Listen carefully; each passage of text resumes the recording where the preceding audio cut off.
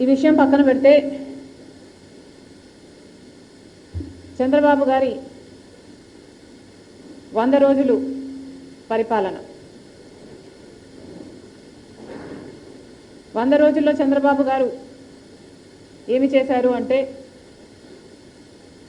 శిశుపాలుడు తప్పులు లెక్కబెట్టినట్టు జగన్మోహన్ రెడ్డి గారి తప్పులను అవినీతిని దోపిడీని శ్వేతపత్రాల్లాగా చూపించారు. వైఎస్ఆర్ గారి పేరును ఎక్కడ వీలైతే అక్కడ తొలగించారు. వైఎస్ఆర్ గారి విగ్రహాలను ధ్వంసం చేశారు. మరి చంద్రబాబు గారు హామీల విషయంలో ఏం చేశారు అంటే సున్నా అనే చెప్పాలి. కూటమి సర్కార్ ఈ 100 రోజుల పరిపాలన ఎలా ఉంది అని చూసుకుంటే 100కి 0 అనే చెప్పాలి. ఎందుకంటే వాళ్ళు అత్యధికంగా బ్యాంక్ చేసిన వాగ్దానాలు సూపర్ 6, చంద్రబాబు గారి సూపర్ 6. చంద్రబాబు గారు చెప్పిన మాట 100 రోజుల్లో మేము రాష్ట్రాన్ని గాడిలో పెడతాము, 100 రోజుల్లో మేము పక్కా యాక్షన్ ప్లాన్ రూపొందిస్తాము, 100 రోజుల్లోనే మేము అద్భుతాలు చేస్తామని చెప్పిన చంద్రబాబు గారు 100 రోజులు దాటిపోయినా కూడా ఇప్పటి వరకు సూపర్ 6లో ఒక్క వాగ్దానం కూడా ఇంతవరకు అమలు కాలేదు.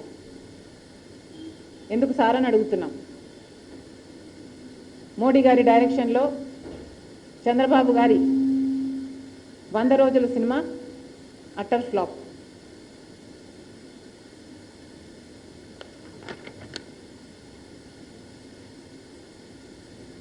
ఎవరు కూడా 100 రోజుల్లోనే అన్ని హామీలు అమలు చేయాలి అని మేము కూడా అంటం లేదు. కానీ ఒక మోసపూరిత ప్రభుత్వాన్ని దించి ఇంకో ప్రభుత్వాన్ని ప్రజలు ఎన్నుకున్నప్పుడు ఆ కొత్త ప్రభుత్వము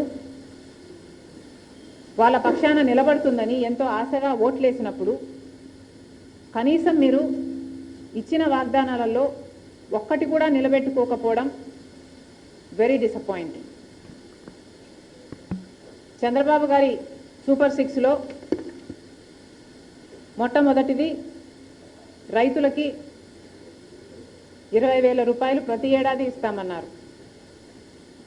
అన్నదాత సుఖీభవ అనుకుంటా దాని పేరు. మరి ఎంతోమంది రైతులు కనీసం 50 లక్షల కుటుంబాలు ఈ పథకం కోసం ఇంకా ఎదురు చూస్తూనే ఉన్నారు.